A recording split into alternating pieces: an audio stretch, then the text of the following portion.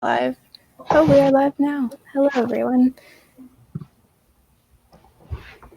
Mario, are you able to see if people are watching, or you have a viewer count on the top? do I? Oh, wow. I'm not zooming out. I'll try this again. I don't think I can see that. Anyways, we are live. Okay. Here we go. Would you like to wait a couple minutes to give people some time to come in, or? I'd go into it. We are live. Okay. Well, hello, everyone. My name is Maya, and I am the communication officer for Thrive this summer. I will also be the moderator for today's webinar on how to approach networking and building connections online. Just so that everyone knows, this webinar will be recorded and posted in the Facebook group for people to watch at a later time if they're unable to watch it live. And I'll pass it on to our panelists now to introduce themselves, to share, are you guys students, are you working, and where you're located. Awesome. I could probably start first. So my name is Helen Chen. I'm a rising sophomore at Duke University, and I'm studying statistics with a concentration data science. I'm minoring in finance and chemistry, and right now I'm located in Toronto, Canada. So thanks. I can go ahead. My name is Li Ju. I'm from Vancouver, Canada. I'm a current senior student at Simon Fraser University, studying sustainable business. It's a joint major between environmental sciences and business administration. Hi, I'm Mario, the founder of Thrive, and I'm originally from Switzerland, raised in New York, and currently in Mexico. Okay, thank you, everyone. To start off this webinar, I'll ask each of you to share a memorable networking story or experience.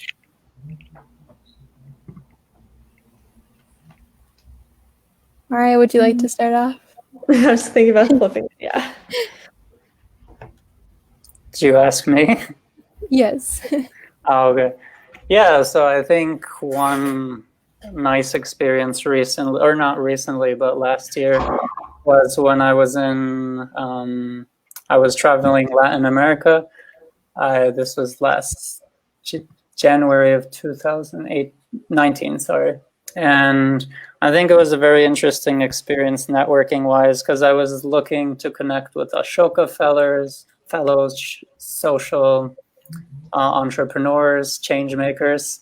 And I had tried for a long time to use LinkedIn there, but then I realized that their WhatsApp is very common. So when I connected to one person, I think I didn't even meet this person, but we were talking through WhatsApp and he connected me.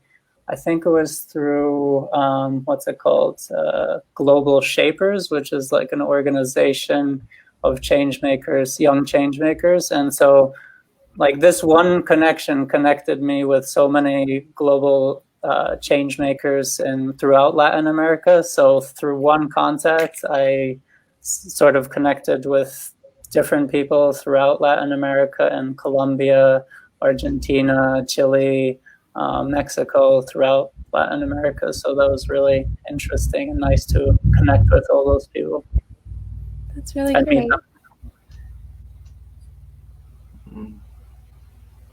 I think in my case, I think every networking experience should be memorable. But one that stands out was when I was at this sort of business conference / gala, and I actually happened to be like one of the younger people there. Most business owners were around their 40s, 50s, and there I was as like a second year student at this like big fancy gala and I'm just wearing this cheap suit.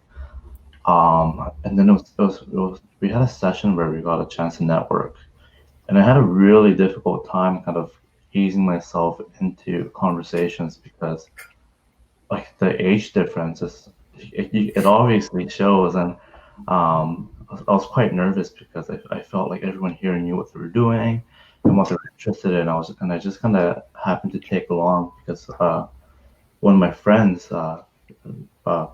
provided me this opportunity. And the reason why this kind of is memorable because I remember this one lady that kind of came up to me. I think she recognized I was quite nervous, and I think I'm easily identifiable at a conference like that because of my age. So I think she kind of eased me into talking, and then she was the first person that kind of gave me her business card at that event, and then she told me like, "Oh, come back to me once you have 20." So she's kind of set a goal for me, and then setting goals, helping other people set goals like that. In my case, for me, like it helped me engage more, and then I feel a lot more comfortable talking with others and networking with others. Yeah. So despite the fact it was such a short conversation that we had, and it was a tremendous help. Yeah, it's really great to have goals to work towards as well with that. And I guess like for me, I might not say like one, like maybe not one instance, but the types of networking experience I've really liked are sometimes I actually really like those like one-on-one or at least like one-on-two. So like more like coffee chat networking experiences, because I feel like it's really cool to not just like, for example, learn more about the business and about the company, what their role is, like what they do. But it's also really cool to get like maybe some professional advice from them and to hear about their story and their advice for you based on like your experiences thus far and your interests. So I feel like my favorite networking experiences were ones where I really clicked with the person I was networking with, and we didn't just talk about like the business itself, like the work, but also about like their thoughts on me and how like I could become like I could really enhance my knowledge in certain areas and prepare myself for certain jobs and other interests. Seems a lot more personal that way. It's great. Okay, the next question is, what strategies and tools do you use when networking, and what are the advantages of these? Okay, we could probably go like opposite again, but I guess like so for me, networking, like sometimes like through your school or through different events you can hear about, you can network that way, or also through like your friends and your friends' friends. Some people network a lot on LinkedIn. I'm still pretty new to LinkedIn, so I'm not exactly sure. I haven't navigated that well yet, but typically it's going through different information sessions and different conferences and really getting to know people that way. And then also after like the conference or something's over, really following up with them, asking to chat with them, and just like forming a better connection through that way and just following it up from there. Yeah, I agree with you. I think for me, the first step is kind of knowing your ask. Like, why do you want to network? Who do you want to network with? I think that's really important, kind of defining what you want. Because oftentimes I see a lot of students wanting to network, but they don't know why they're networking, but they're networking for the sake of networking, which is never good. And actually, I find a lot of people look down on that. It can often be seen as wasting someone else's time. I've done that a couple of times for sure. I think the second strategy I use is to always doing your research before you network. So whether you're having a one-on-one with someone or whether you're going to a conference, see who's going to the conference and see if you can do a quick LinkedIn search up and see what kind of people are attending, or if you're doing a one-on-one, seeing what that individual's past or history is and how it can kind of correlate to what your needs may be. And I think for third is I think getting really used. It's not really a strategy, but more of a tip is getting used to being rejected. I think because we're in a digital age, there's so much information and so many people you can connect to, and it's really quite easy to just connect with someone, especially on LinkedIn. Like there's so many CEOs that just message out of the blue, and once in a while you get a reply, but at the same time understand that because this access is available to everyone, they obviously can't get to everyone, and of course it depends like who you're reaching out to, but just understanding like understanding that rejections are going to happen, and it happens like every day for me. So yeah, if I may add to that real quick, I guess like another thing is like if you don't get a response the first time, just like always follow up, because everyone has different like busy schedules. They may not have seen your email, or like because some people are getting hundreds of emails per day. So don't be discouraged if you don't get a reply the first time. Yeah, I agree with what Helen said and parts of what Lijo said, not all the parts actually. I would say that's okay. We all have, like, one thing about networking, we're all gonna have different approaches, so you have to find what works for you. And I think I definitely network in different ways. So if I go to an event, I probably don't have a specific objective in mind in terms of I just want to get to know people. And that's, I guess, what the difference was. But on the other hand, if I want to get in touch with a specific person, then yeah, I might have an objective. And there, definitely my approach is kind of seeing different communities or different places to find them, then kind of creating a list of who I want to contact. And then, as I think both of you or one of you said, to do the research to know them.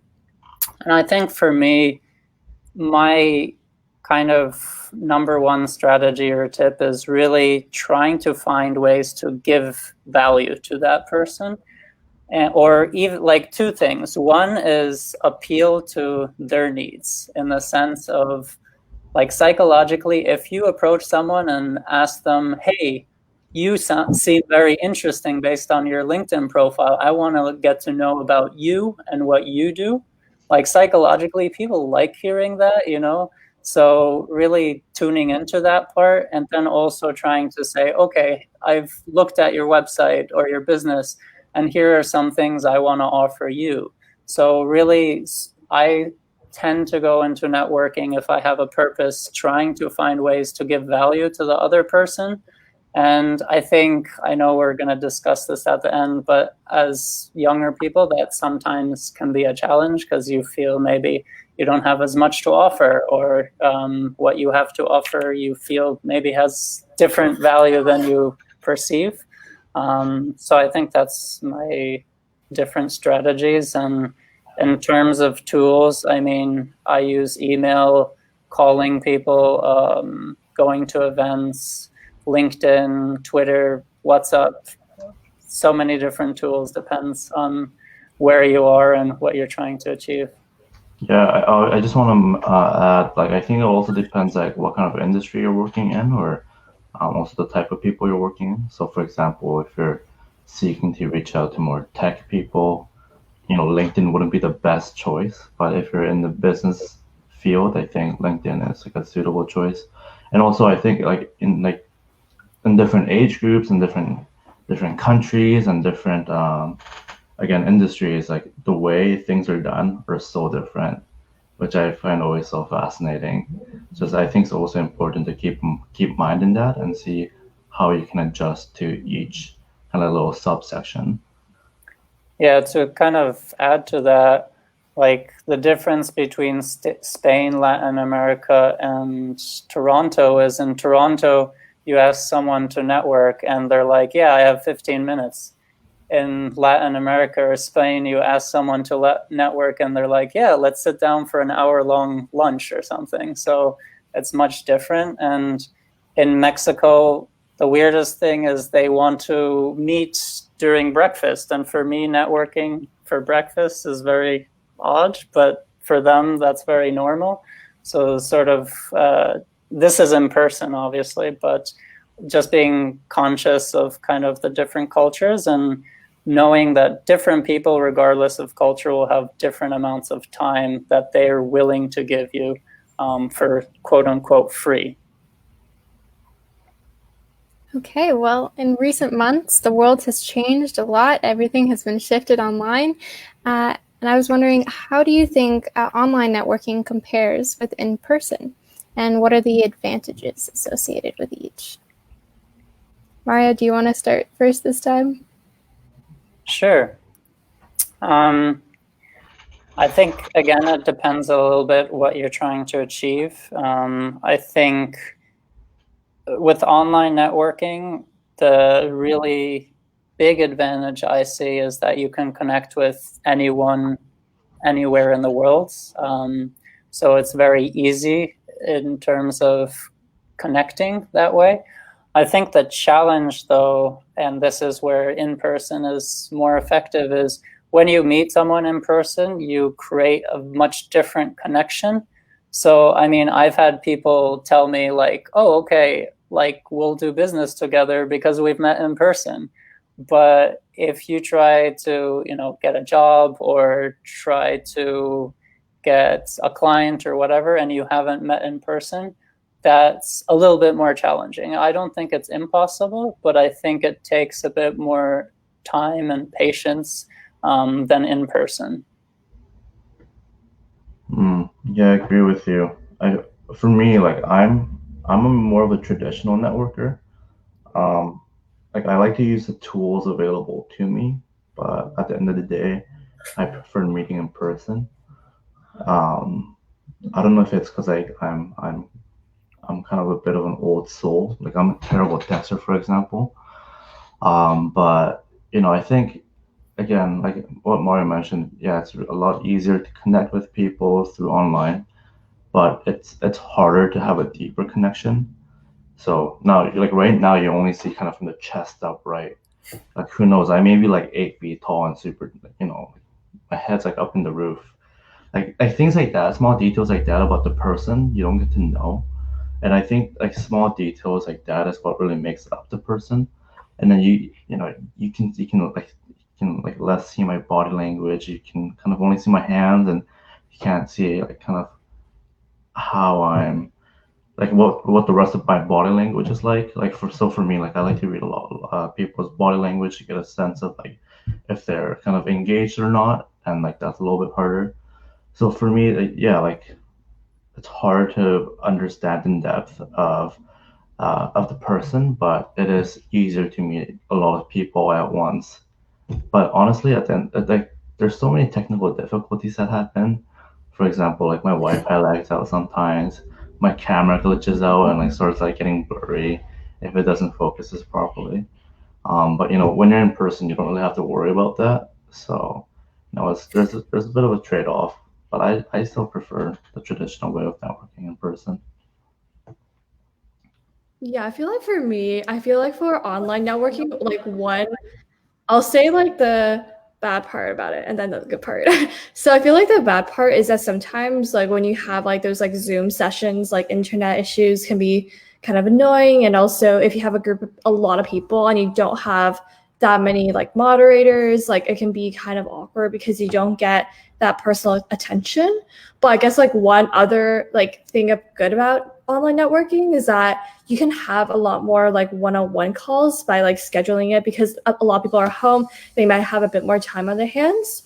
And so they would also probably be checking their emails a lot more often. So I guess it's pretty good in that you can schedule a lot more one-on-ones and get to know people virtually, because you wouldn't be meeting in person. So I guess it's a lot more convenient. Yeah, sort of to add on to what you two said, is that I think usually it depends on who I'm networking with, but usually like I might start connecting with someone via LinkedIn or Twitter or email or whatever. But at the end, I guess if I really want to connect with that person on a deeper level, I always want to have a one-to-one call for 30 minutes, 40 minutes, however much time they have. But if possible, it's better to sort of aim for meeting in person, because it just has more impact on both of you. And I don't know how to explain this. There's probably some scientific reason for that, but for whatever reason, meeting in person, it's kind of like, oh, you're actually real and you're an actual person, versus virtual, where it's like maybe you're, I don't know, a graphic hallucination or something, like you don't exist. I don't know. But definitely in person somehow has more impact. And I don't know if there's a reason. I definitely think there's some people where over time I sort of connect with them and have a good bond, even if I've never met them. But definitely if you connect, it's somehow more impactful. Yeah, networking is definitely different based on in-person or online, but both have their their ups and their downs. So the last question is, for youth without extensive work experience, someone may feel that they have less to offer than those who they are connecting with. What do you think people with less experience have to bring to a networking relationship?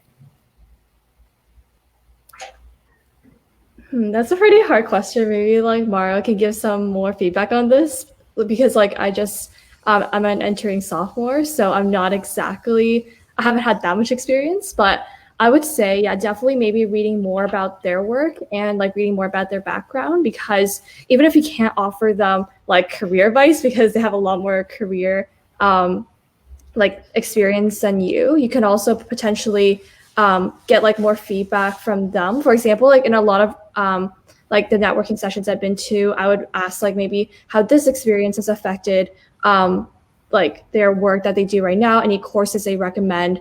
And I would also share like maybe some of my background and like how I hope to like get to this step. So I guess like sometimes like sharing your background and your story can also be helpful for them, because they're also trying to find like the new people who want to join their company or who can bring benefit to them as well. So I would say just being like connecting with them often. So even if you feel like you don't have anything to offer now, you might have something to offer in a few years, and it should be a continual relationship. So I would say in order to like maintain that and to continue a really strong relationship with with someone you network with, I would say maybe follow up every 6 months to a year and updating them on what you've done and like your accomplishments briefly, and also maybe ask them for feedback and ask them for another call and to like follow up, because I feel like as time progresses, you would have things to definitely bring to them, and it would like go back and forth.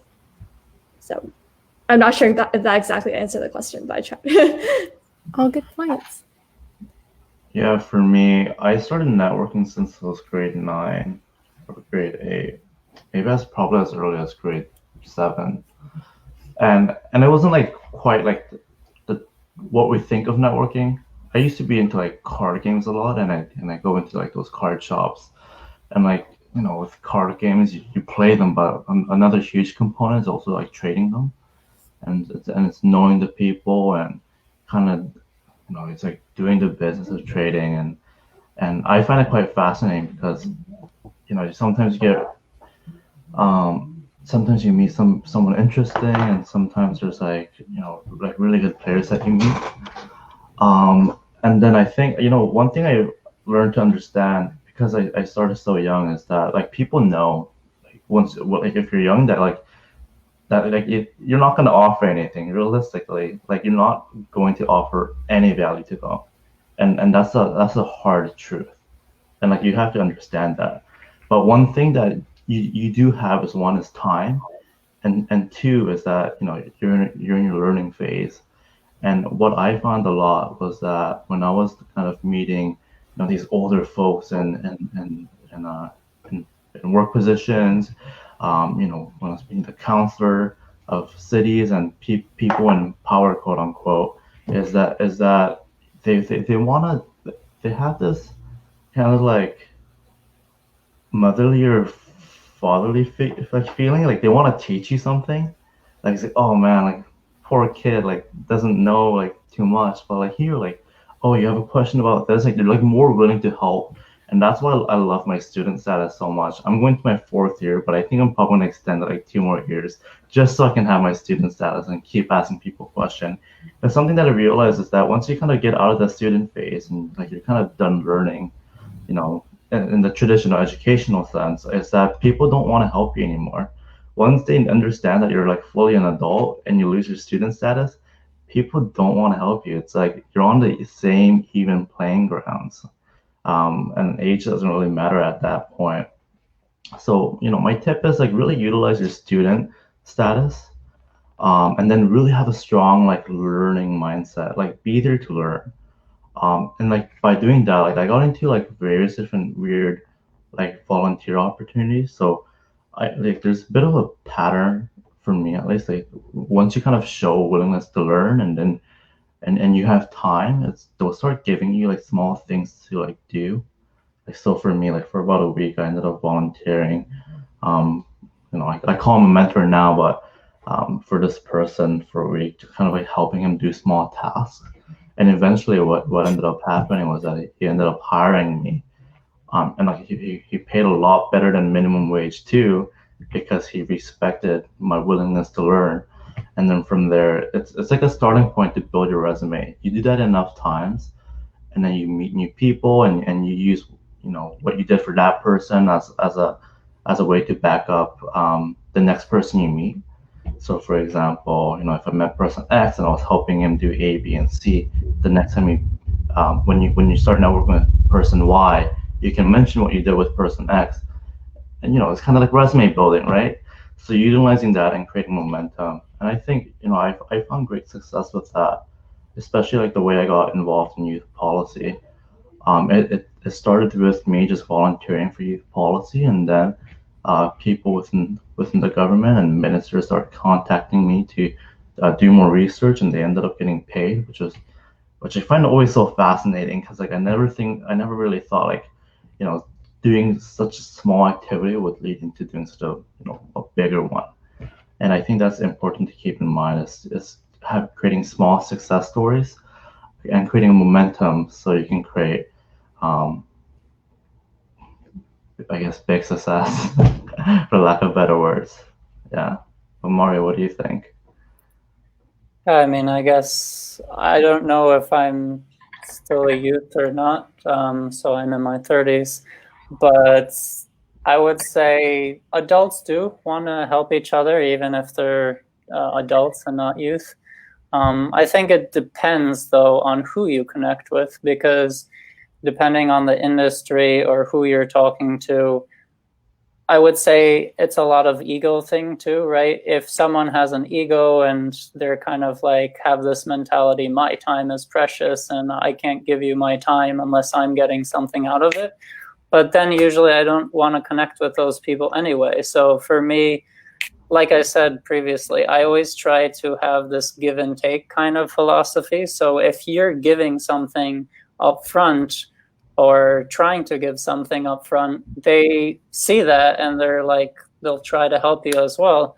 But even like if you just connect and show interest in what they're doing, I think helps too, because then they sort of gravitate to that, because everyone wants their voice heard and their story heard. So even if you just listen, I think that's already one step. I think in terms of giving value as a youth, I would say rethink of what value is, because if you sort of research the company and then you research some articles or some tips that you can send, you can always send an email and be like, hey, I saw, your website and I see that you're maybe having challenges with these things. I found these articles that might be useful. So always trying to see what challenges are they working on, and seeing, okay, can you upfront, maybe if you have that time online, to find research like content you can share with them, because that, like you said, you have time if you're younger, so, or you have more time usually, so you have time to research. But also one thing important that I always feel younger people might not realize, but everyone has a different experience, a different perspective. So I think even though one person might have 10, 20 years experience in sales, if you were able to sell, say, some small item as a teenager, right? You have that experience and that perspective. Or even if you think about certain products like Snapchat or whatever, right? Those have a huge amount of young users. So just realize, as a young person, to certain companies, you have a lot of value to add, because you can provide feedback, you can provide your own perspective, and that can be valuable to any company. And also consider that every company, at some point, they'll have to hire younger generations. It's just inevitable, right? Over time, they need to hire younger people. So at some point, they have to understand the younger perspective too. If a company doesn't, like, there might be some exception or some business, but most companies or businesses support or have to support younger generations at some point, either as employees or clients or whatever. So getting that perspective, even, you know, if you research their website and give your perspective, that's also valuable. Depending on the person, they might not see it as valuable, but if they don't see that as valuable, then probably it's not the right person to network with either. So I think that's also something important to realize, that we somehow have this idea that we need to network with top CEOs and quote unquote important people, but there's so many people out there that we can network with. So why network with kind of people that have a ego or chip on their shoulder when we can network with people that are caring and that want to be supportive and that you have a good connection with, right? So I think that's my kind of last summary, is that I try to network with people that I really enjoy and connect with like-minded people. If you try to connect with some younger people might think they want to connect with CEOs and really important people, but those aren't always the best people to network with, to be honest.